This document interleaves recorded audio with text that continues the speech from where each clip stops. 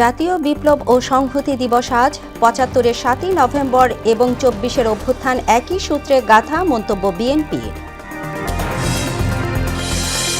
গুমের সর্বোচ্চ সাজা মৃত্যুদণ্ডের বিধান রেখে অধ্যাদেশের চূড়ান্ত অনুমোদন, বিশেষ ট্রাইব্যুনালের মাধ্যমে ৪ মাসেই বিচার শেষ করার বাধ্যবাধকতা। তত্ত্বাবধায়ক সরকার ছাড়া সুষ্ঠু নির্বাচন সম্ভব নয় বললেন অ্যাটর্নি জেনারেল। গণতন্ত্রের স্বার্থে সাংবিধানিক পদক্ষেপেও বাধা নেই। এবং জাতীয় নির্বাচনের আগে গণভোট নয় হুঁশিয়ারি বিএনপির। আস্থাশীল ব্যক্তিতে যোগ্য প্রার্থীকে ভোট দেওয়ার আহ্বান জামায়াত আমিরের।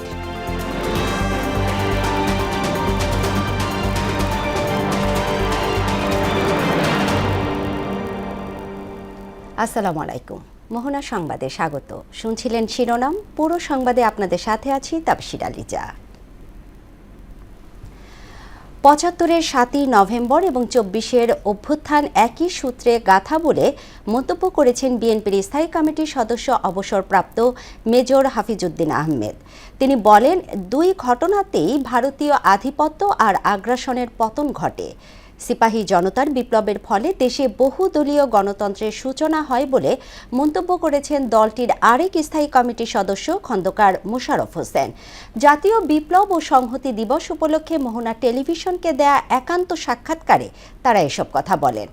কামাল হোসেনকে সঙ্গে নিয়ে তানজিদ ভুঁইয়ার বিশেষ প্রতিবেদন। আজ ঐতিহাসিক ৭ই নভেম্বর, জাতীয় বিপ্লব ও সংহতি দিবস। সিপাহী জনতার অভ্যুত্থানের মাধ্যমে আধিপত্যবাদ, একনায়কতন্ত্র, একদলীয় শাসন, জনজীবনে বিশৃঙ্খলা সহ তখনকার বিরাজমান নৈরাজ্যের অবসান ঘটে। অস্থিতিশীল অবস্থা থেকে ফিরে আসে শৃঙ্খল পরিবেশ। ঘটনাবহুল সিপাহী জনতার অভ্যুত্থানে ক্যান্টনমেন্টের বন্দিদশা থেকে মুক্ত হন স্বাধীনতার ঘোষক জিয়াউর রহমান। এরপর দেশ পরিচালনার গুরু দায়িত্ব হাতে পান তিনি। পরবর্তীতে তার নেতৃত্বেই গঠিত হয় বাংলাদেশ জাতীয়তাবাদী দল বিএনপি। দলটির স্থায়ী কমিটির ২ সদস্য তুলে ধরেন ৭ নভেম্বরের বিপ্লবের ইতিহাস ও প্রেক্ষাপট। ১৯৭৫ সাল অত্যন্ত ঘটনাবহুল। ১৫ই আগস্ট, ৩রা নভেম্বর এবং ৭ই নভেম্বর এই ঘটনাবলী একই সূত্রে গাঁথা। সিপাহী জনতার বিপ্লব হয়েছে এবং এর মাধ্যমে একটা জাতীয় সংহতি প্রতিষ্ঠিত হয়েছে। তারা বলেন, শেখ মুজিবুর রহমানের অগণতান্ত্রিক আচরণ আর স্বেচ্ছাচারিতায় জনমনে ক্ষোভ তৈরি হয়, আর খন্দকার মুশতাকের রাজনৈতিক অপরিপক্কতায় বারবার সেনা কূ হয়েছে। এতেই রাজনৈতিক সংকটে পড়েছে দেশ। সেনাবাহিনী প্রধান রূপে তারা যেন জিয়াউর রহমানকে নিয়োগ দেয় খন্দকার মুশতাকের মাধ্যমে, কিন্তু তাকে এই ফারুক এবং রশিদ যেন জিয়াউর রহমানকে নিয়ন্ত্রণ করার জন্য পরোক্ষভাবে নানান ধরনের উদ্যোগ গ্রহণ করে। তারা বারবার চেইন অফ কমান্ড লঙ্ঘন করতে থাকে বঙ্গভবনে অবস্থান করে। এই জন্য সেনাবাহিনীতে ২টি গ্রুপ হয়ে যায়। জিয়াউর রহমান ছাড়া এই সময় সেনাবাহিনীকে শৃঙ্খলার মধ্যে নিয়ে আসা অন্য কোনো অফিসারের পক্ষে সম্ভব ছিল না। তখনকার প্রেসিডেন্টকে বাধ্য করেন যে যাতে করে খালেদ মোশাররফকে, ব্রিগেডিয়ারকে জেনারেলে উন্নীত করে তাকে সেনা প্রদান করা। খালেদ মোশাররফের বন্দিদশা থেকে মুক্ত হয়ে জিয়াউর রহমান দেশের শাসনভার তুলে নেয় জনগণের অধিকার প্রতিষ্ঠা পেয়েছে বলে মনে করেন বিএনপির এই শীর্ষ ২ নেতা। ৭ই নভেম্বর ছিল জিয়াউর রহমানের উত্থান দিবস। সে সময় আওয়ামী লীগের কোনো সরকার ছিল না। দেশে একটা রাজনৈতিক শূন্যতা বিরাজমান ছিল। এই শূন্যতা পূরণের জন্যই সাধারণ সিপাহী জনতা এবং সাধারণ মানুষের অনুরোধের প্রেক্ষিতেই জিয়াউর রহমান রাষ্ট্র পরিচালনার দায়িত্ব গ্রহণ করেন। জিয়াউর রহমান সেনাপ্রধান, সামরিক আইন প্রধান এবং দেশের সরকারের পক্ষ থেকে তিনি দায়িত্ব গ্রহণ করেন। সংবিধানে আমাদের ধর্মনিরপেক্ষতা ছিল, সেখানেও কিন্তু সংবিধানে ওইটা পরিবর্তন করে তখন সেখানে আল্লাহর উপরে বিশ্বাস স্থাপন, সকল ধর্মের সমান অধিকার। ডক্টর খন্দকার মোশাররফ হোসেন বলেন, সিপাহী জনতার বিপ্লবের পর দেশ একদলীয় শাসন ব্যবস্থা থেকে বহুদলীয় গণতন্ত্রের দিকে ধাবিত হয়েছে। এই প্রেসিডেন্সিয়াল পদ্ধতিতেই সংসদকে শক্তিশালী করে দেশ অগ্রসর হয় এবং অনেক সংসদীয় যে পরিবর্তন, সংবিধানের যে পরিবর্তন, এগুলো আনা হয়। দলের প্রতিষ্ঠাতা শহীদ প্রেসিডেন্ট জিয়াউর রহমানের হাত ধরেই দেশের অর্থনৈতিক এবং সাংবিধানিক মুক্তি এসেছে বলেও মনে করেন বিএনপির এই ২ নীতি নির্ধারক। সমাজতান্ত্রিক অর্থনীতির কথা বাদ দিয়ে মুক্তবাজার অর্থনীতির জন্য দরজা খুলে দেওয়া হয়। 7ই নভেম্বর ভারতীয় আধিপত্যবাদের হাত থেকে বাংলাদেশকে মুক্ত করেছেন জেনারেল জিয়াউর রহমান। তানজিদ ভুইয়া, মোহনা সংবাদ, ঢাকা। অনুসরণ করে সর্বোচ্চ শাস্তি মৃত্যুদণ্ডের বিধান রেখে গুম প্রতিরোধ ও প্রতিকার অধ্যাদেশে চূড়ান্ত অনুমোদন দিয়েছে উপদেষ্টা পরিষদ। বিশেষ ট্রাইব্যুনাল গঠন করে 120 দিনে এই অপরাধের বিচার সম্পন্ন করার বিধানও যুক্ত হয়েছে অধ্যাদেশে। বৈঠকে জাতীয় লজিস্টিক নীতি এবং 2026 সালের সরকারি ছুটির তালিকাতেও অনুমোদন দেওয়া হয়েছে বলে জানিয়েছেন প্রধান উপদেষ্টার প্রেস সচিব শফিকুল আলম। বৃহস্পতিবার দুপুরে ফরেন সার্ভিস একাডেমিতে এক ব্রিফিংয়ে তিনি এসব কথা বলেন। বাকিটা জানাচ্ছেন মনিরুল ইসলাম। প্রধান উপদেষ্টা প্রফেসর মুহাম্মদ ইউনূসের সভাপতিত্বে অন্তর্বর্তী সরকারের প্রধান উপদেষ্টা পরিষদের ৪৭তম বৈঠকে বেশ কিছু গুরুত্বপূর্ণ বিষয়ে চূড়ান্ত সিদ্ধান্ত হয়েছে। এদিন গুম প্রতিরোধ ও প্রতিকার অধ্যাদেশ সহ জাতীয় লজিস্টিক নীতি ও 2026 সালের সরকারি ছুটির তালিকার অনুমোদন দেওয়া হয়। আলোচনা হয় জাতীয় নগর নীতি নিয়েও। উপদেষ্টা পরিষদের বৈঠক শেষে ফরেন সার্ভিস একাডেমিতে সংবাদ সম্মেলনে সরকারের সিদ্ধান্ত তুলে ধরেন প্রেস সচিব শফিকুল আলম। তিনি জানান, গুম প্রতিরোধ ও প্রতিকারের জন্য একটি আইন নিয়ে অনেকদিন ধরেই বিতর্ক চলছে। এরপর এটা চূড়ান্তভাবে অনুমোদিত হয়েছে। এই অধ্যাদেশে গুমকে সংজ্ঞায়নের পাশাপাশি চলমান অপরাধ হিসেবে বিবেচনা করে মৃত্যুদণ্ড সহ কঠোর শাস্তির বিধান রাখা হয়েছে। এই অধ্যাদেশে গুম প্রতিরোধ ও প্রতিকার এর লক্ষ্যে বিশেষ ট্রাইব্যুনাল গঠন, অভিযোগ গঠনের 120 দিনের মধ্যে বিচার সম্পন্নের বাধ্যবাধকতা, ভুক্তভোগী ও তথ্য প্রচারকারী ও সাক্ষীর অধিকার সুরক্ষা, ক্ষতিপূরণ এবং আইনগত সহায়তার নিশ্চয়তা প্রদান সংক্রান্ত বিধান অন্তর্ভুক্ত করা হয়েছে। প্রেস সচিব বলেন, গুম নিয়ে এই অধ্যাদেশ জারিতে নতুন করে কোনো সরকার গুমের মতো অপরাধে যুক্ত হবেন না। এটা বাংলাদেশের একটা ঐতিহাসিক ল। এর ফলে বাংলাদেশে আর কোনো ফ্যাসিস্ট গভর্নমেন্ট এসে দেশে গুমের রাজত্ব চালাতে পারবে না। পাশাপাশি জাতীয় লজিস্টিক নীতির খসড়া চূড়ান্ত অনুমোদন দিয়েছে উপদেষ্টা পরিষদ। এর ফলে দেশে প্রাইভেট এবং পাবলিক সেক্টর ইনভেস্টমেন্ট বাড়বে, ফরেন ডাইরেক্ট ইনভেস্টমেন্ট আসবে এবং বাংলাদেশের যেগুলো এক্সপোর্ট যে কম্পিটিটিভনেস তার রাইভাল কান্ট্রিগুলোর তুলনায় আরও অনেক বেটার হবে। মনিরুল ইসলাম, মোহনা সংবাদ, ঢাকা। ৬৬টি দেশি পর্যবেক্ষক সংস্থাকে চূড়ান্ত নিবন্ধন দিয়েছে নির্বাচন কমিশন। এছাড়া আরও ১৬টি সংস্থার বিষয়ে দাবি আপত্তি জানতে চেয়ে ১৫ কার্যদিবস সময় দিয়ে গণবিজ্ঞপ্তি প্রকাশ করছে সাংবিধানিক প্রতিষ্ঠানটি। বৃহস্পতিবার নির্বাচন কমিশন এ তথ্য জানায়। গেল ২৮ সেপ্টেম্বর জাতীয় সংসদ নির্বাচনে পর্যবেক্ষক হিসেবে দায়িত্ব পালনের জন্য ৭৩টি স্থানীয় নির্বাচন পর্যবেক্ষক সংস্থার প্রাথমিক তালিকা নির্ধারণ করে গণবিজ্ঞপ্তি প্রকাশ করে নির্বাচন কমিশন। দাবি আপত্তি নিষ্পত্তি শেষে ৬৬ দেশি পর্যবেক্ষক সংস্থাকে চূড়ান্ত অনুমোদন দিয়েছে ইসি। এর আগে ২০২৩ সালে কাজী হাবিবুল আউয়াল কমিশন দ্বাদশ জাতীয় সংসদ নির্বাচনের আগে ৯৬টি সংস্থাকে ৫ বছরের জন্য নিবন্ধন দিয়েছিল।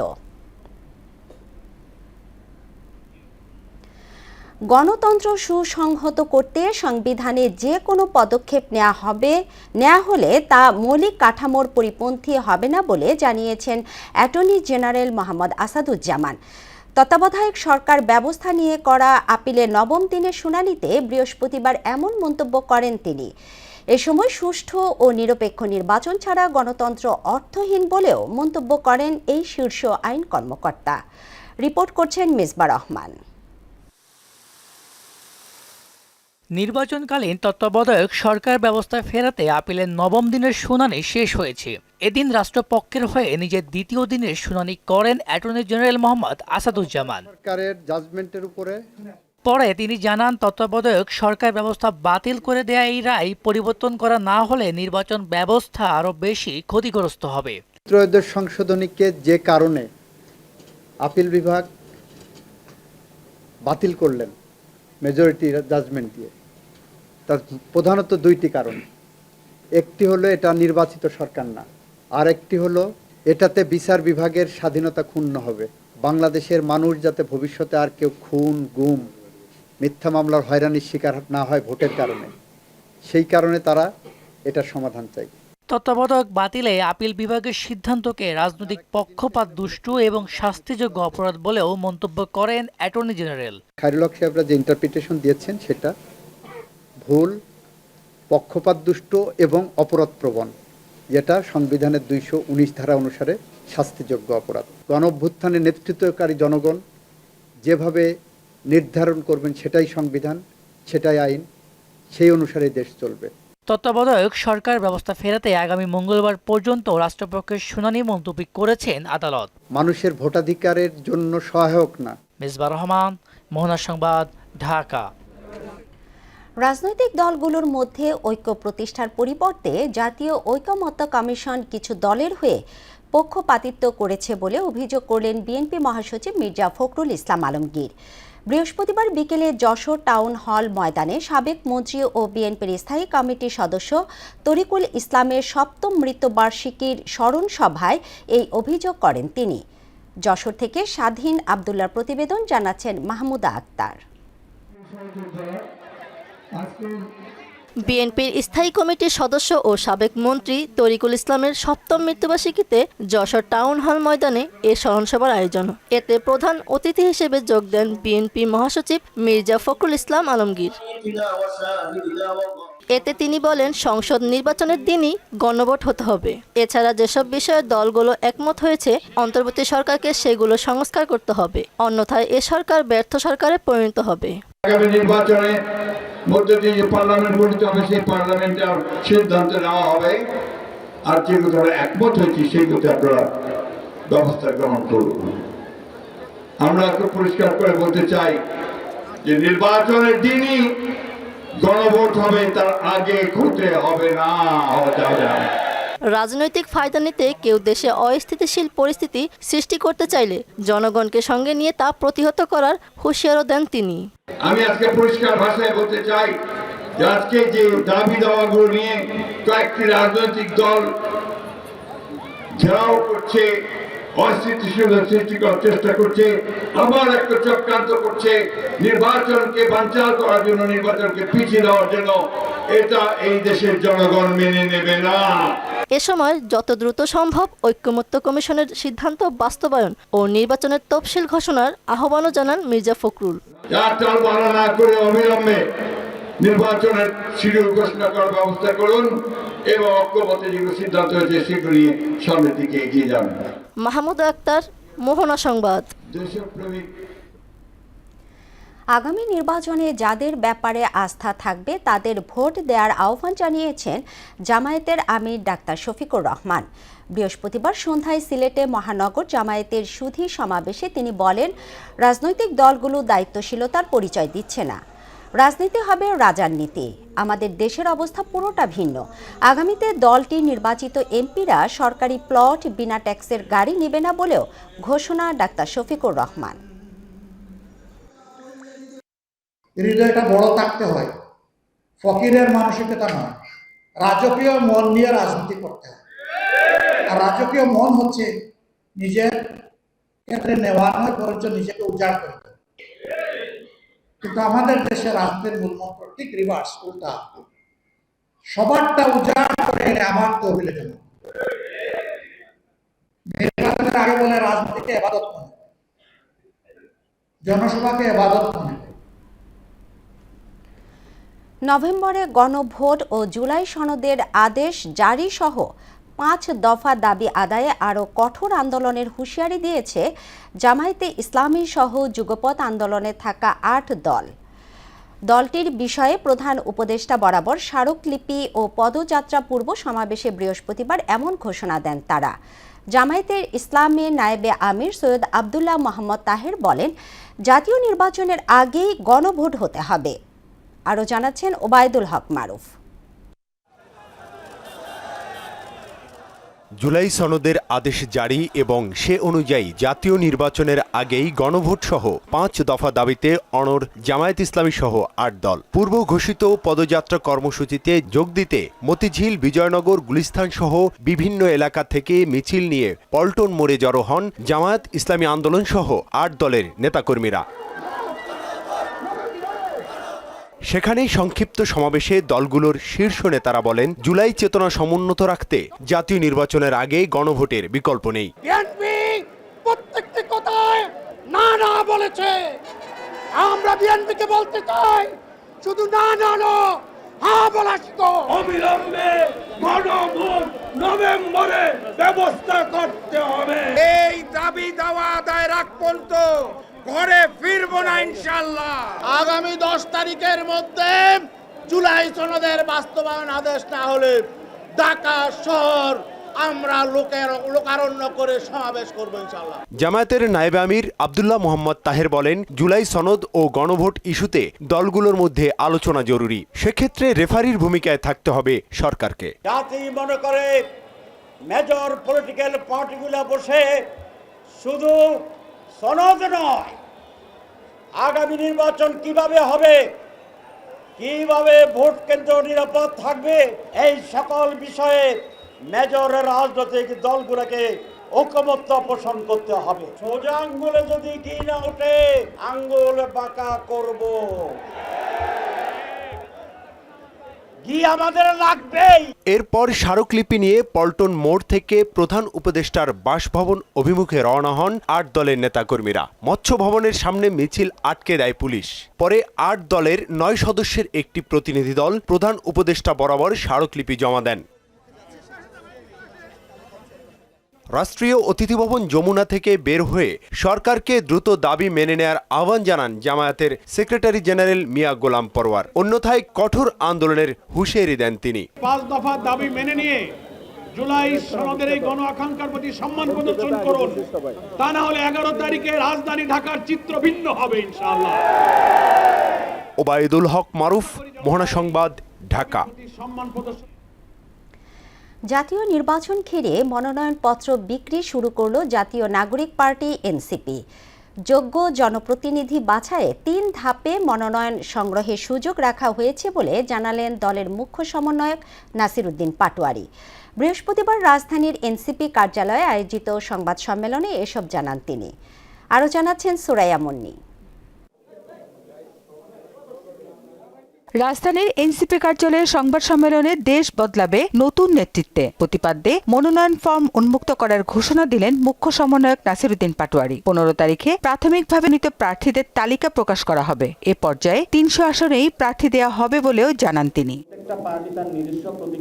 এতে অংশ নিয়ে প্রত্যেক প্রার্থীকে সততার সঙ্গে নিজের তথ্য উপস্থাপন করার আহ্বান জানান দলের সিনিয়র যুগ্ম সদস্য সচিব তাসনিম জারা। যারা রাজনীতিটাকে জনগণের সেবা হিসেবে দেখবে, রাজনীতিটা কোনো আয় রোজগারের পথ হিসেবে না, কোনো ব্যবসা হিসেবে না, কোনো প্রাইভেট এন্টিটি হিসেবে না, বরং জনগণের সেবা করতেই যারা রাজনীতি করতে চায় তাদের জন্য রাজনীতির পথটা উন্মুক্ত হবে।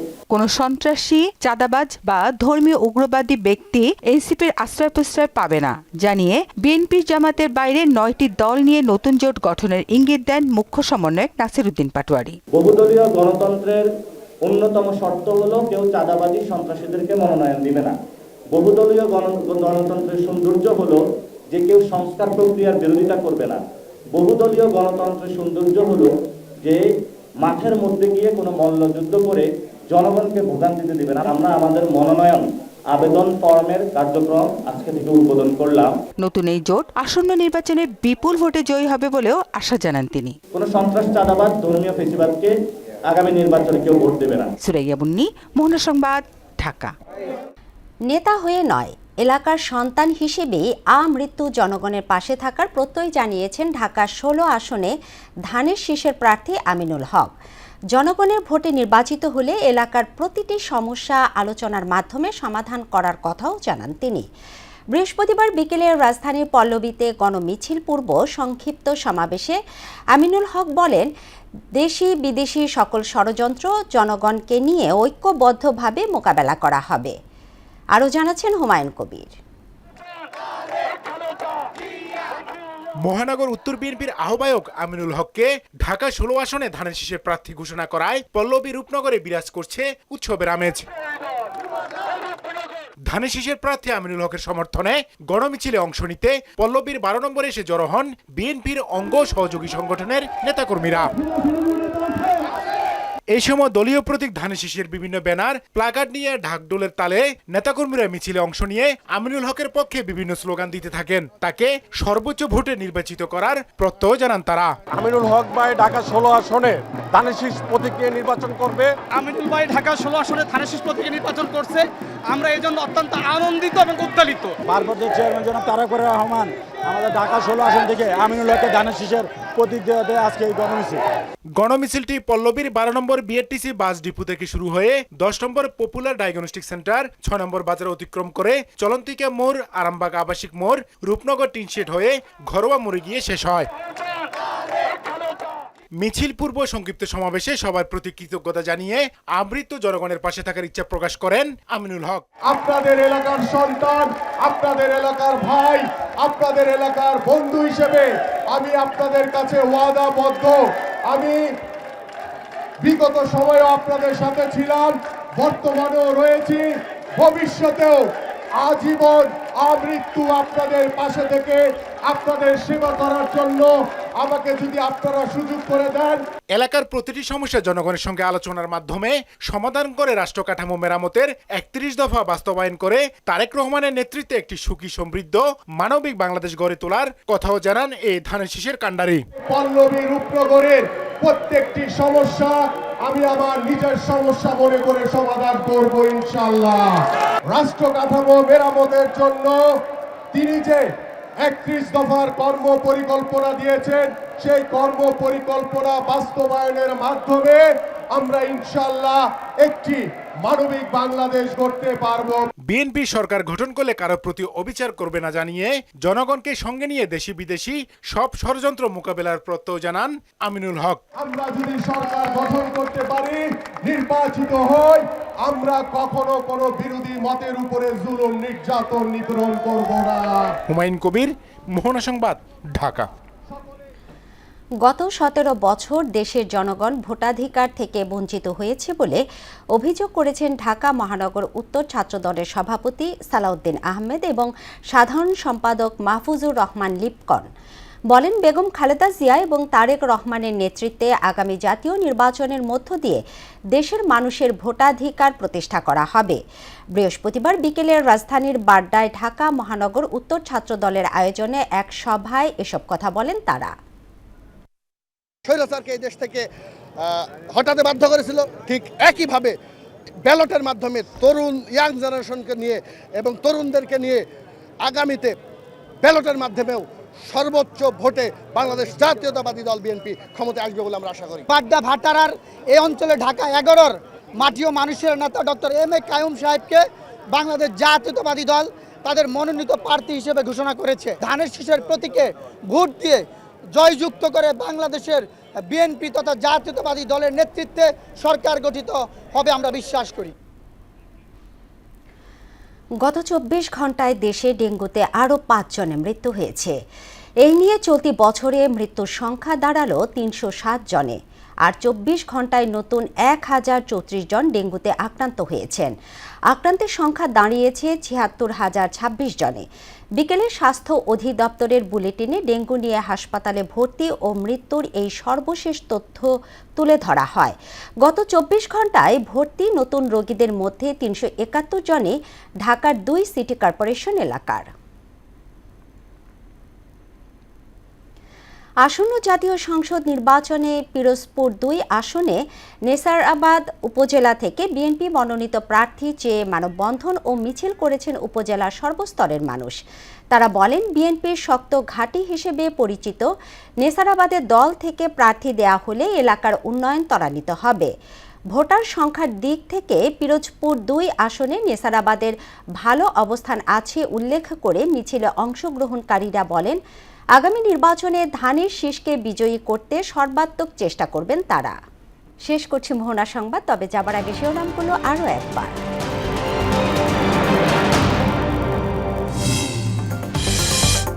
জাতীয় বিপ্লব ও সংহতি দিবস আজ। ৭৫-এর ৭ই নভেম্বর এবং ২৪-এর অভ্যুত্থান একই সূত্রে গাঁথা, মন্তব্য বিএনপির।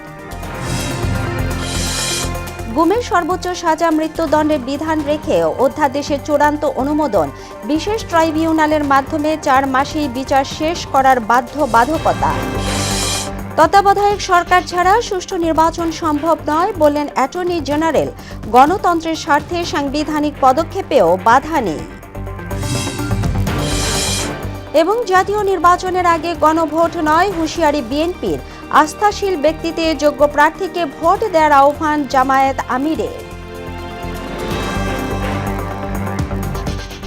এই ছিল মোহনা সংবাদে। মোহনার সবশেষ খবর জানতে ভিজিট করুন www.mohana.tv। সংবাদ দেখতে পারেন ফেসবুক, ইউটিউবেও। এতক্ষণ সঙ্গে থাকার জন্য ধন্যবাদ সবাইকে।